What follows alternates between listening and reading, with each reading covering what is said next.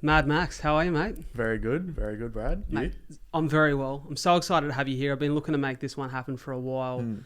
because your journey and your beginnings in MMA stood out to me. Mm. So you were formerly in real estate, the corporate career, the corporate hustle, Same as you. Yeah. same as me. Yeah. And, you've left that space in order to pursue a dream. But the interesting thing about yourself, Max, is you had very little history in MMA. It feels like quite an interesting thing to step into without experience. Yeah. But the one thing I'll say is I was looking through your socials and you had this reel that had a quote attached to it, and it was essentially the top regret from Bronnie Ware's book, The Top 5 Regrets of the Dying. The regret being, I wish I had lived a life that was true to me, not the life that others expected of me. So talk to me about making what is such a significant decision in your life and what sort of inspired that. Well, I can say off of that quote, I really resonated with that, as I think it's very important to understand that it's like your life that you're living, and you want to make things that make you happy. And that was me with real estate and going to uni.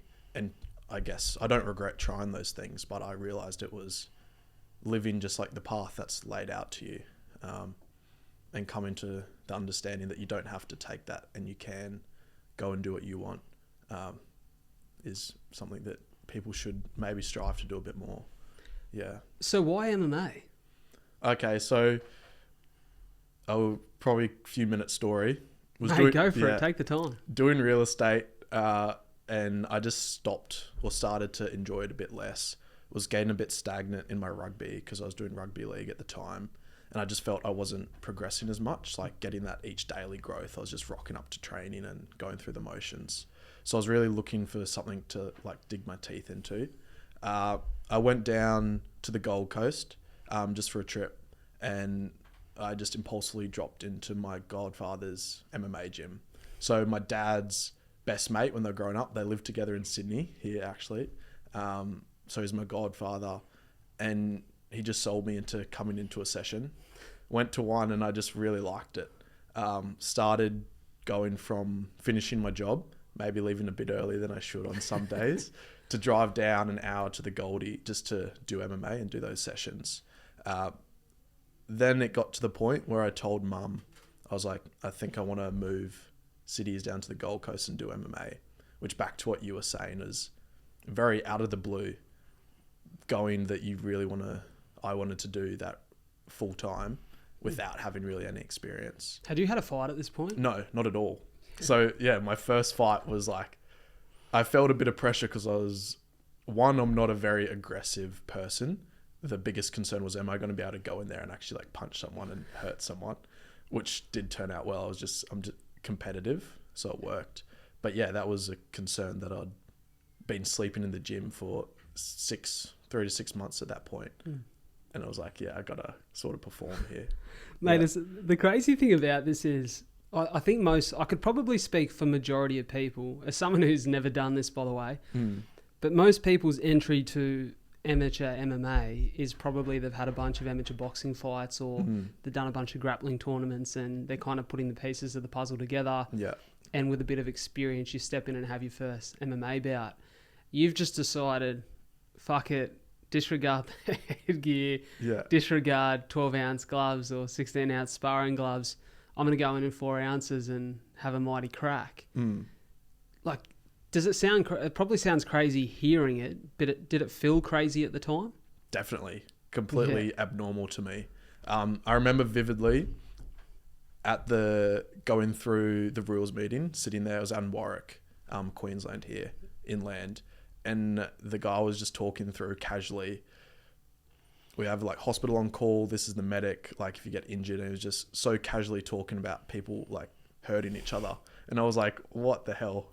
That was a real brain error for me at the time. I was like, that was when I was most nervous. But then, yeah, after that got in and I felt a lot better. Okay, this is a really interesting topic to bring up. And certainly you've had now experience in this, but you talk about that moment and the nerves and the anxiety that comes around. I'm about to do something that's very dangerous. By most people's standards, potentially stupid. But we're here, we're going to have a good crack. How do you get from the point of anxiety and potential fears that come up to actually stepping in, the cage is locked, and now you're ready to go toe to toe. I know you spoke about competitive drive, but like fill us in on what exists in that gap before to get your mind ready.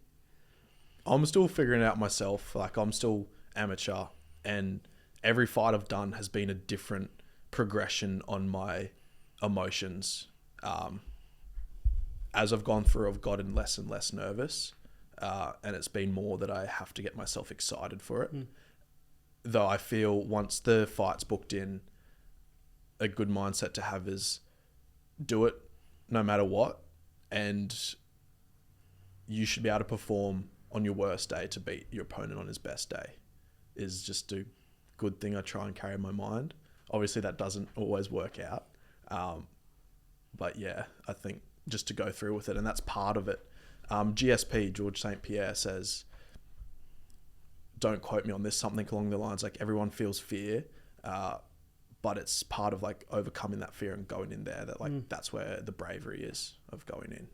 So mate, that's a really interesting point. So last week I had Heston Russell in here, one of Australia's most decorated commandos. A good friend of mine is a former Special Forces Tier 1 operator, an older gentleman. I say older, Budjo, if you're listening to this, it's no disrespect, but you're certainly my senior, yeah, exactly, wiser. Yeah. And Budjo, one of the things he said to me is that anyone who tells you they don't have fear when they're engaging in one of those high conflict, high potential casualty moments is probably lying to you. Yeah. It's about the skills that you've developed in order to overcome that. Yeah. And I think this is a really interesting point to segue into something I've seen on your social recently, which was this idea you explained, and I'm going to allow you to explain it for everyone listening, but around the present you versus the perfect you. Yeah. Talk to me about this concept, because I think this really fits the conversation we're having. Yeah. I don't know how I even came across it. I think a lot of the times I started doing it just when I was sleeping in the gym, like, and I just lay in bed thinking of just about like training and that sort of things. I feel, there's like two versions of me. I don't play it in my mind every day, but it's a good way to understand it. There's like the present me that's the one who has the resistance, like, oh, I don't want to sit down and do work today. I don't want to go to training today. But then there's the perfect you who's like made that commitment and said, like, this is what our plan is for the week going forward. This is what we're going to do. And I guess you hear it said as like your higher self or other ways. He's the one that's wants you to do things, and then the present you is the one that finds the friction in some things that you don't want to do. And I think it's a really good way of being present as well, because if you sit here and go, what would the perfect me do in this moment in time? Maybe he'd call my mum.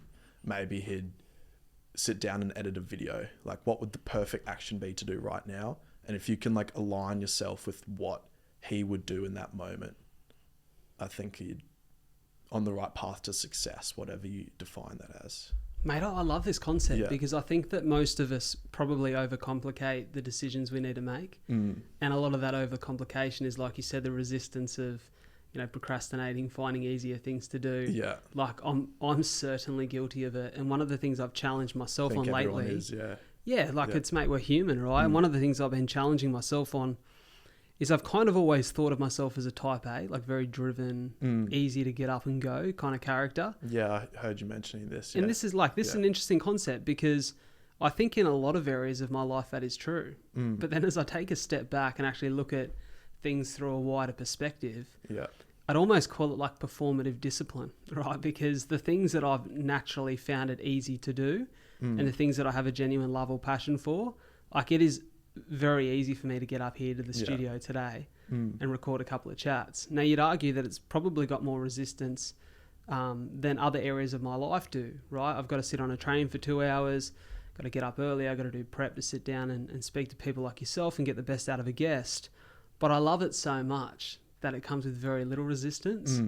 There's things that should technically on paper be easier that, mate, I just fall into type B. And I'm so lazy and so easily finding myself procrastinating to avoid doing the thing. Even though it's classified as a easier job. It's a lower hanging fruit by the objective measure, right? But to you, it's more difficult because it's just the passion isn't there to do it. Correct. Yeah. And so I really want to ask you, like, as you sit there and reflect on what I think is a fucking great mental frame for anyone to consider in their own life, the perfect you versus the present you.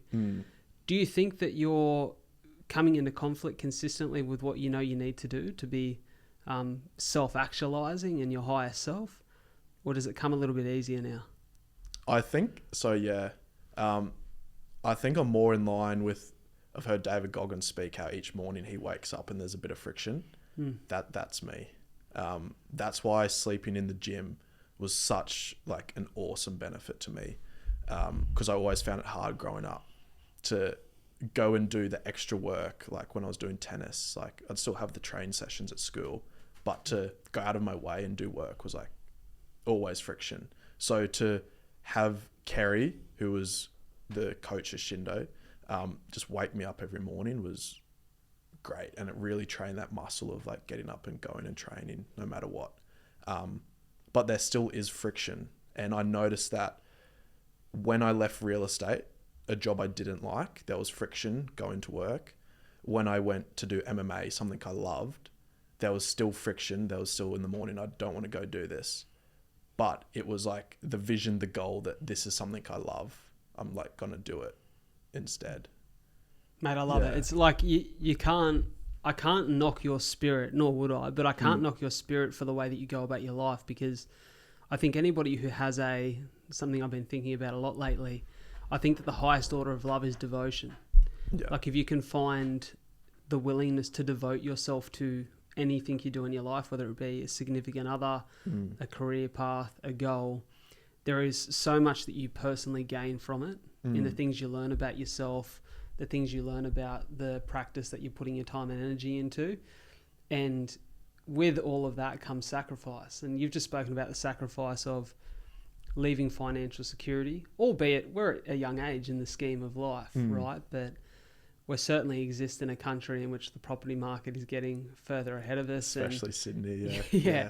And it's like you have to be acutely aware of the fact that life is happening around you and you exist in your own little bubble, but it doesn't mean that potentially when you exit that bubble, you're not going to have those real world problems again. Like, of course you have real world problems now, but I wonder what your feeling is around the stakes of the decisions that you've made and how that affects your life if this doesn't go to plan. With sort of leaving it to go. For sure. Like, well, you know, the dream you're pursuing right now, like the sacrifice of living in the gym. Like, talk to me about that sacrifice. Talk to me about the sacrifice of foregoing potentially traditional security in order, like, you're arguably chasing the least secure career possible. You know, like there's danger at every corner and there's absolutely no certainty or no clear path because you win or lose by your own decisions and actions every day. Yeah. Which is so exciting, but also equally terrifying. Yeah. It puts pressure on you to perform, which can be a great thing. But do you feel that pressure?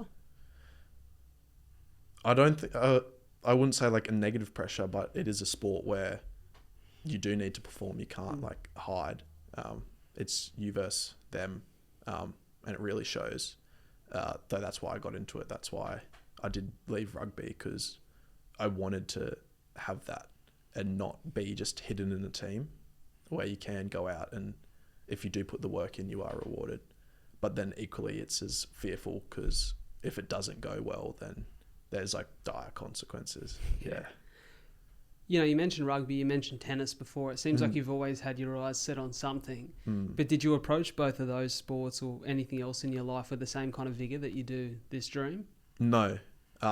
That's why I was really happy and why I put so much into MMA when I did jump was because everything, all the regrets I had with tennis and rugby growing up sort of aligned. With tennis, I never verbalized that I wanted to like do well at it. How much do you think that impacts success, being able to verbalize it? I think it's pretty big because it really gets other people along the journey with you. Because you can have a vision in anything, whatever you want, whether to be like build the biggest podcast in the world or whatever it is. But if you're not saying that, like it's just going to stay inside you. You can still build it. I see some people say, oh, have it in silence and then just work. But I think it's also very valuable to express that and say that because then other people can come along with you. And that's where you get assistance. Yeah. Do you remember, like, love him or hate him, depends what people, regardless of what people think of him. Do you remember that early Conor McGregor interview, sat in the stands with Ariel Helwani? No, I don't know if I've seen that. Man, I'll find the link for you later today and I'll send it to you. But there's this interview where he's sitting in the stands and he says something that I'm sure he's said on many occasions, but if you can see it and you have the courage to speak it, then it will come true, and you do the work in order to get there. I have seen that, yeah. But he kind of talks through how you go through this, and I've mentioned it a couple times on the pod lately. It's a quote I heard from Rogan, actually, that crazy and genius are next door neighbours and they borrow each other's sugar. Like, everyone is crazy until they find a way to actualise their dreams and success. Yeah. And so you go through this phase of life, and I exist in it, no doubt, right now, where a lot of the things that you believe and a lot of the goals that you have by other people's metrics would be delusional. And you have to be very comfortable with vocalizing that and having the criticism and having people roll their eyes.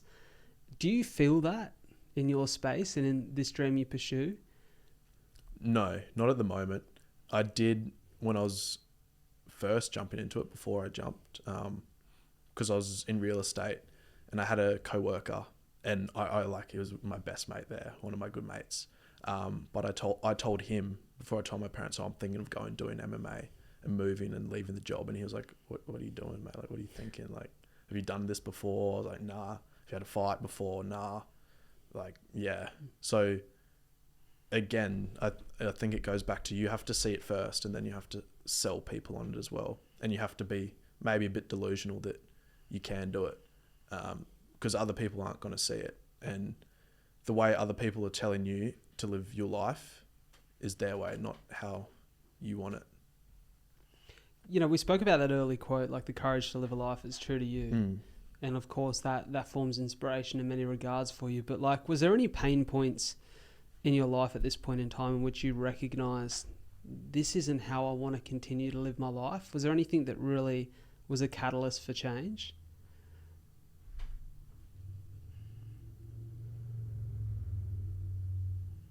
I would say doing uni. I was just there doing a business degree just because it was the highest one I could get into. And I realised I just didn't want to end up at 4 years and like wasting my life just rolling through something. I wanted to have something that was a valuable skill. I couldn't pinpoint any specific pain points. I'd say it's just I just love sport too. Just wanted to go do that. Mate, it's cool. I once heard Eddie Hearn, who I'm sure you're familiar with, he said that him and his dad always had this philosophy that if I can't be a professional athlete, what's the closest thing? It's like, just work with them. But I guess in many ways, as an Aussie, much the same as it is for Brits, we grow up in cultures that honour our sporting heroes so highly that you're lying if you say, and I'm sure there's like a select group of people, but I know that me and every one of my mates growing up had one thing in mind until we realised we either were or weren't good enough. It was like to be professional. I want to be Brad Fittler until I knew I couldn't play rugby league anymore. Yeah. It's, as a kid in Australia, it's such a huge part of our identity, right? Yeah, I agree with that, especially when you're in school. Like, you haven't really been out in the workforce yet. Everyone's just like, sports all you really watch, and like that's the main thing you idolise, I think. 100%. Yeah. Hey, I want to talk about mindset for a minute, because I noticed, and I'm sorry to hear you lost a really close mate of yours recently. Oh, the Brogan? Yes. Yeah. And, I was watching the stuff that you wrote about that and having a look over it. And, you mentioned about how there's a couple of things that you've learned from this. You mentioned kind of 3 things, but one of those was how, as guys, we probably don't as readily talk about our emotions as we should, especially at this young age. For me, that comes pretty natural. I'm a pretty open cat, and I'm a pretty emotional cat. Yeah. Too, like I'm not partial to a cry in front of a movie, or I'm pretty open with how I feel, and I think that's probably a result of at least the last decade of my life. Very openly talking and conversing with a lot of different people helps that. Were you always like that though, or that's something you? Weirdly, as a kid, mate. Yeah. Holy fuck, I was just could chew the ears off anyone, and always loved to deeply connect and deeply talk, and always felt deeply emotional. Yeah. Not in the way that my emotions ever took hold of me, or that I couldn't control my emotion or couldn't channel it, but just in a way where, like, mate, I feel the highest of highs and I feel the lowest of lows, but not in a way that pushes me into a dangerous space. in a way that makes me feel really grateful that I feel all of these things that are happening to us in life. Yeah. And I wonder for you, like, it's quite a contrast, especially with the career path that you're on. You don't necessarily think of someone who has the unbreakable mindset to step into a cage and fight as the kind of person who can lean into their vulnerability and emotion. But you're living, breathing proof that it's possible. So how do you balance being vulnerable but also being unbreakable? It's a good question. I think it taps into more just being there in the fight. So is it presence more than anything? So you mean being unbreakable on fight day? Yeah. Yeah. Like at least entering some kind of mindset that allows you to channel the energy you're going to need to perform in the cage. Because I find it's quite interesting, right? Like when you're in there, you get cracked. You can't feel it. Yeah. You need to move forward. You need to find a way to survive and find your feet again. And, you know, your legs don't feel like spaghetti anymore. Like you need to find a way to channel energy back into the mission, into the goal. Like you're very goal driven when you're in there, right? As opposed to in life, when something like the loss of a mate happens, like the next goal doesn't matter all that much in that moment. It's, I'm allowed to feel this. Right. So like, how do you find the balance? I don't know. I don't think I haven't felt I've had to struggle with finding a balance with that. I think it's just more putting in the training work so that on fight day you are prepared and you're confident to go in there.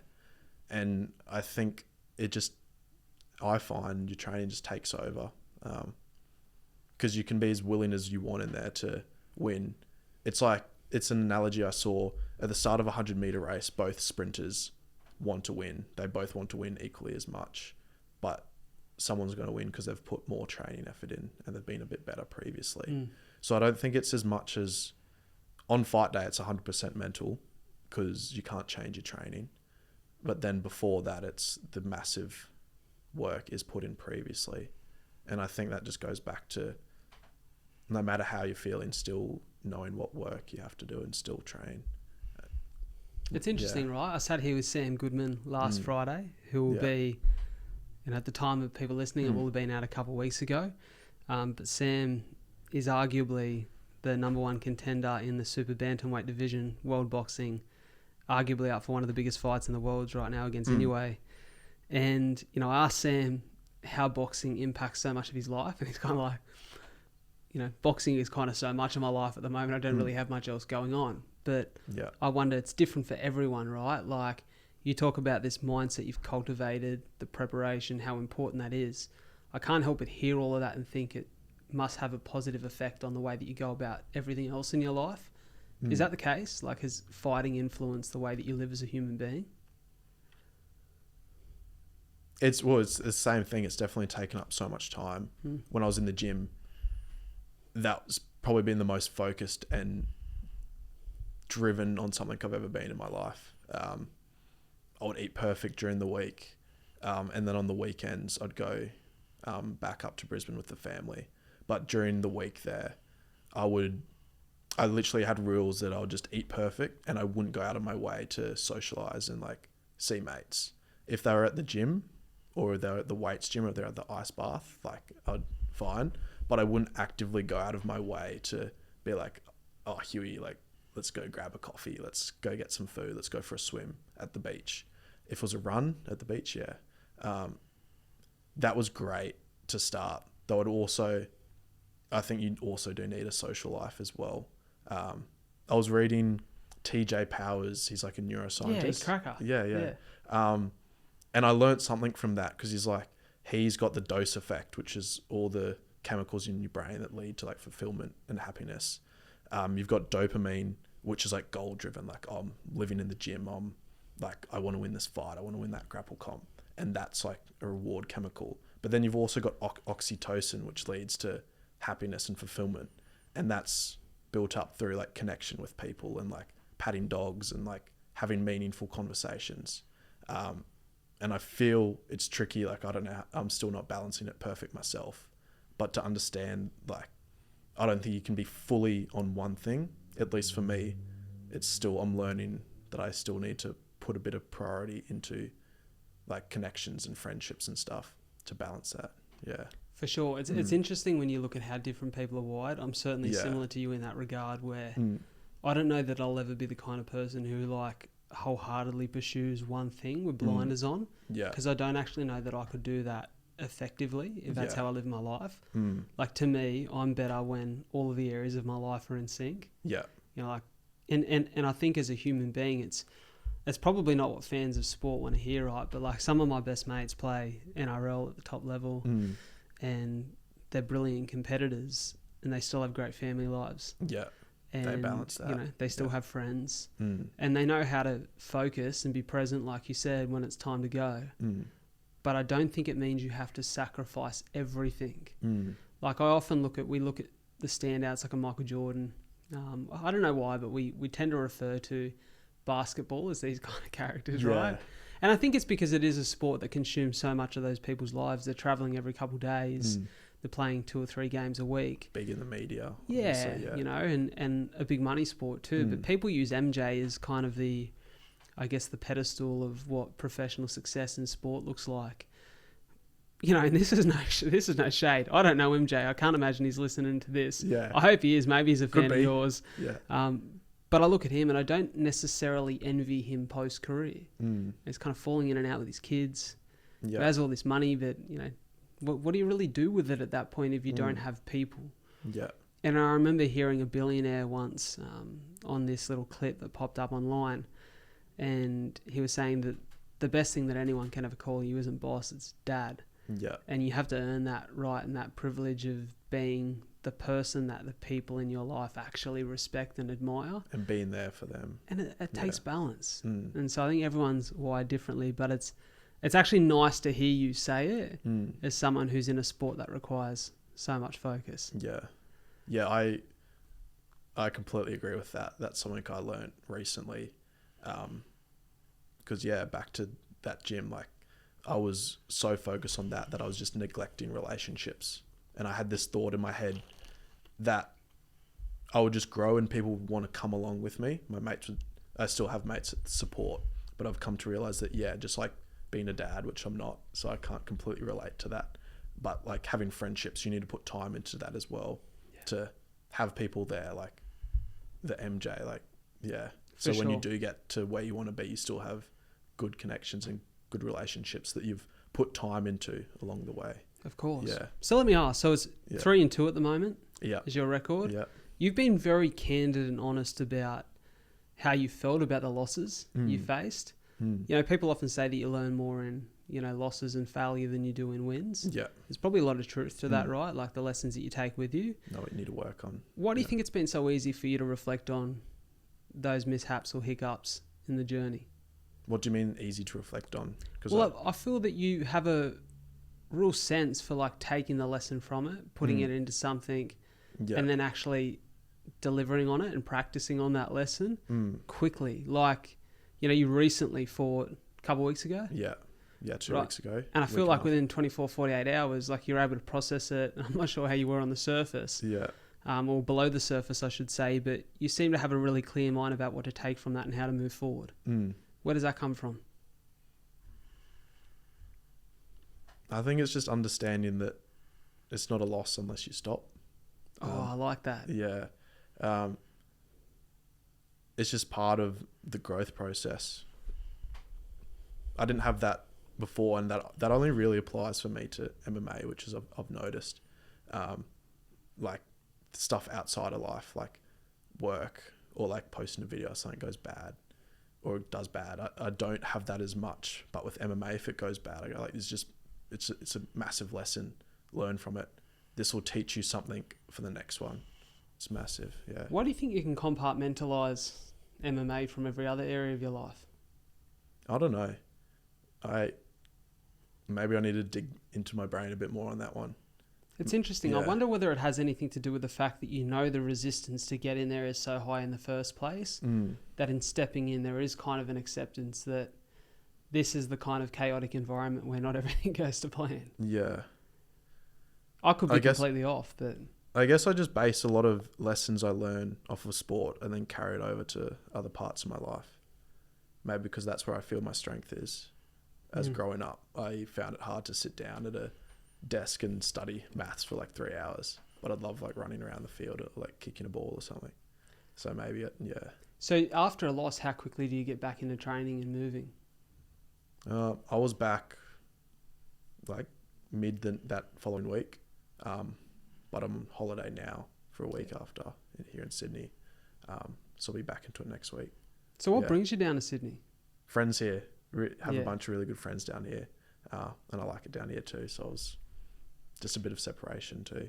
So tell me, because obviously, you know, I live in, I'm going to say arguably the mecca of Australian MMA at the moment, because I'm 10 minutes from Wingdang where Volk trains, and guys like Colby Thickness and, you know, Jarrett Wilbraham, who's been on the show, these guys who are just, you know, incredible athletes. But I know that there's an emerging scene across the country. You know, you're up there. Yeah, you know, it's a growing sport, and I think that the next generation will really benefit from the, you know, grassroots stuff that's happening right now where, you know, I guess, how old are you, Max? 22 now. 22. Yeah. Fuck, man. So much life ahead of you. I'm 28. Yeah. I'm saying that like I'm 68, but man, so young. much has happened in that 6 years of my life. And, you know, I think about, you know, us growing up, MMA wasn't a thing really. You know, it's kind of like this next generation of kids are going to grow up from 5, 6 in MMA gyms, you know, learning a mix of different things. It's a cool thought. You know, it's interesting, right? Kind of like these Dagestani guys. That's why they're so good. I'd love to see wrestling or jiu-jitsu and stuff like that more common, like through the schools growing up. That's something I'd love to see. Because it feels to me that you have a real knack for the grappling. Yeah, I like it. It just transfers over from rugby. I was going to ask that, because, you know, a lot of my rugby mates and footy mates will say that you kind of have this wrestling base that, you know, can go and dabble in. It's a bit different at hitting the pads, right? Yeah. Which I'm sure you've probably done for footy fitness at stages. Hadn't actually. Yeah. Oh, really? Yeah. That was probably the most foreign thing to me. How was the uptake on that? Like starting it? Yeah. I didn't even know how to hold my hands properly. Like, Gary would always like have a laugh about it. Like when you came in, you had no clue. Because I didn't even watch fights either. So you see some people come into gyms and they have like their hands up, like decent and sort of know what they're doing.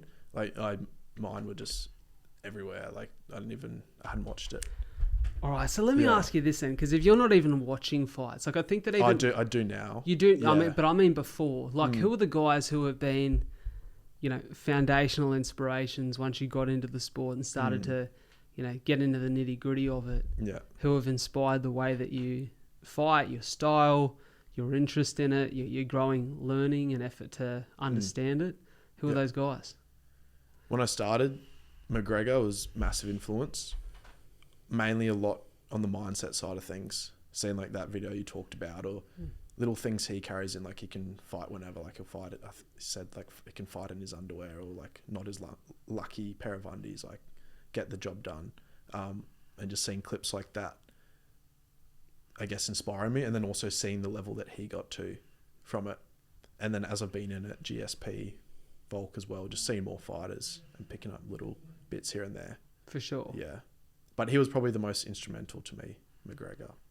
Even though I didn't really watch his fights, more of the mindset and inspirational stuff he talked about. Yeah.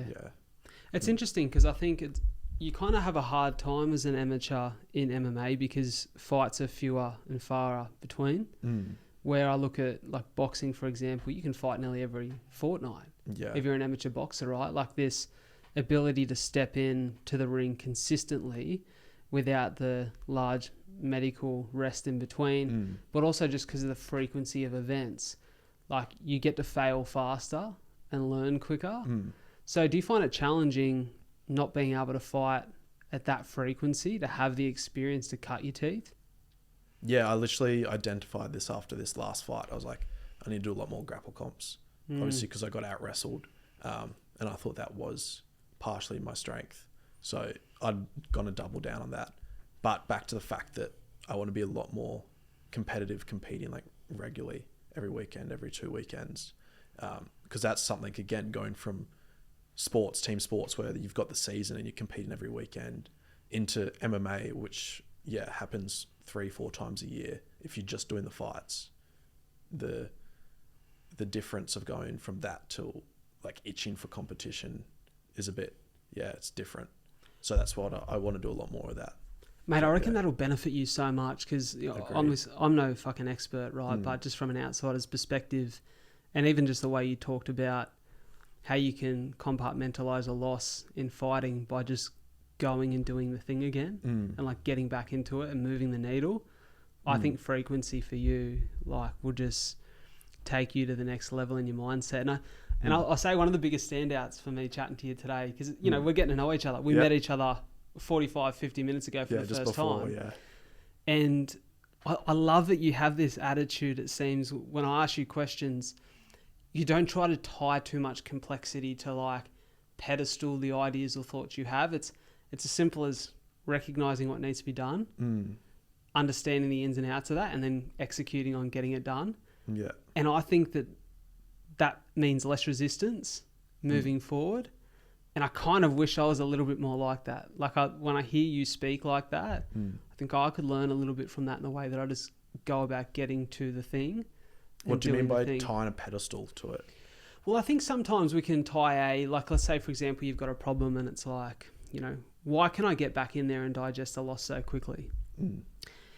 You know, you can tie some kind of complex answer to it, which makes you feel like, you know, it's grandiose and, okay, well, every time I lose, I've got to go through this 8-step process to get back in the mindset to compete at the highest level and perform again and to bring back my confidence.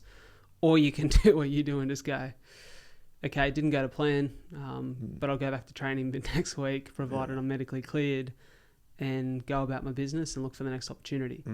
And I think that the simpler, like life is complicated, but the simpler you can make it, the more success I think you have. Because you don't try to overcomplicate it for yourself. You create more friction, I think, by doing that. And so I really respect I don't know if that resonates. Yeah. But I respect it. Thanks, mate. I think it's a big thing as well, just tying it back to like everything's your own fault. Yeah, ownership. Yeah. Like you lost the fight, but it's also your fault. You could have done things differently. You could have trained more. You rocked up to the car mechanic and the booking was wrong. That's your fault. You should have called him before you left to confirm the time. Why do you think people have such difficulty with that? Is it an ego thing? Taking accountability. Yeah. I don't know. Maybe we should ask them on the next one. Yeah, cool. I like that. Yeah, I think that's important though. Just going like, what could have I changed in the situation to learn from it? Mate, I want to ask you before we wrap up, because unfortunately we're running out of time. This goes so quick. But you spoke about the importance of vocalizing what you want. I'm going to give you a bit of an opportunity to vocalize. Yeah. You know, what do we expect from Mad Max Kruger moving forward? You know, what are some of the hopes and goals you've set for yourself over the course of the next few years? I'm putting myself in a self-induced grappling season where I want to grapple. I haven't booked the dates in and looked at the calendar, but it'd be great to do it every weekend for at least the next 8 to 10 weeks because that's what I need to work on. And then from there, winning the next fight, when that will be, maybe June, mid-year. And then from there, I need to go pro. Yeah. Mate, just taking it step by step, looking at each little piece and working. Yeah. Mate, one last question before I let you go. What keeps you up at night? Not being where I want to be in life. Having a feeling that I'm not where I should be right now and I need to catch up and keep going and be the best version of myself. Do you think that fuels you? Definitely. I hate regret. Hate it. I don't want to, saying back to, I think how we started, I don't want to be on my deathbed going, oh, I wish I did that. That would be an awful feeling. I keep saying last question. One last question is, what do you think is the end goal? Like it works out perfectly as you pictured it. You know, get to all the yardsticks, you conquer the goals. You have this perfect path towards the glory that you're seeking. What does that look like? I'm going to give you an analogy. I think it's take one step through the forest to find the clearing. You can't see the pathway. All you have to know is just take each one step by step. And each time you take a step, taking the best step you think is the next step forward. And then at the end goal, feeling content in yourself that you've been super true to yourself and not what other people wanted. Is that the boy, the horse, the fox, and the mole? Yeah. Yeah, I like that. I like that. Yeah. As soon as you said forest, I was like, yeah. I wonder. Yeah, I think, yeah. Mate, That's it. I love it. It's been so much fun to sit down with you. I'm excited for you, mate, because I feel, and I don't mean to say this like I'm sitting in kind of my age-old wisdom. I'm fucking 28, going on 29 this month. But, mate, like 22, like you're still so young, and it excites me because you have so much good ahead of you. And I think the head on your shoulders, the willingness to dive into the deep end and literally fucking swim, I just think is super inspiring, mate. So it's been a pleasure to have you on. Excited for the next, when we can talk about some of the things that you've accomplished. Same, and all the best with the podcast. Cheers, and mate. stuff too. Thank you.